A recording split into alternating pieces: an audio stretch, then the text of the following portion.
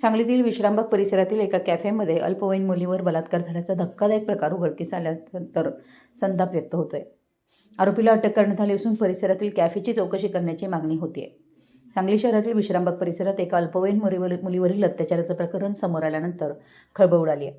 या प्रकरणी पोलिसांनी एका तरुणाला अटक केली असून घटनेचा पुढील तपास सुरू आहे. दरम्यान या घटनेनंतर परिसरातील काही कॅफेमधील सुरक्षेचे प्रश्न उपस्थित केले जातात. पोलिसांकडून मिळालेल्या माहितीनुसार आरोपीनं अल्पवयीन मुलीला एका कॅफेमध्ये बोलावून तिच्यावर बलात्कार केला. तसेच तिचे व्हिडिओ व्हायरल करण्याची धमकी देत आरोपीने काही दिवसांपासून पुन्हा पीडितेसोबत संपर्क साधण्याचा प्रयत्न होता. यामुळे ते पीडिता खूप घाबरली आणि तिने सगळा प्रकार आपल्या आईला सांगितला. यानंतर विश्रामबाग पोलीस ठाण्यात तक्रार दाखल केली. तक्रारीच्या आधारे पोलिसांनी गुन्हा नोंदवत समर्थ देवकुळे या तरुणाला अटक केली. प्रकरणातील सर्व बाबींची सखोल चौकशी सुरू असल्याचं पोलिसांनी सांगितलं. या घटनेनंतर शहरात संतापाची लाट उसळली असून विविध सामाजिक संघटनांनी कठोर कारवाईची मागणी केली. श्री शिवप्रतिष्ठान युवा हिंदुस्थान या संघटनेनं विश्रामबाग परिसरातील काही कॅफेंची पाहणी केली.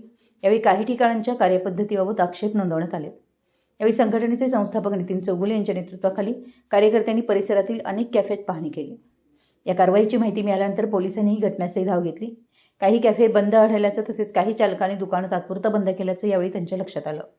दरम्यान विश्रामबाग परिसरात सुरू असलेल्या काही कॅफेंची नियमानुसार तपासणी व्हावी तसेच अल्पवयीन मुलांच्या सुरक्षेच्या दृष्टीनं आवश्यक उपाययोजना करण्यात याव्यात अशी मागणी नागरिकांकडून होते. या प्रकरणाचा सध्या तपास सुरू असून पोलिसांकडून संबंधित पुरावे आणि इतर बाबींची पडताळणी केली जाते. तपासानंतर पुढील कायदेशीर कारवाई केली जाणार असल्याची माहिती देण्यात आली आहे. सांगली प्रतिनिधी मराठी एस न्यूज.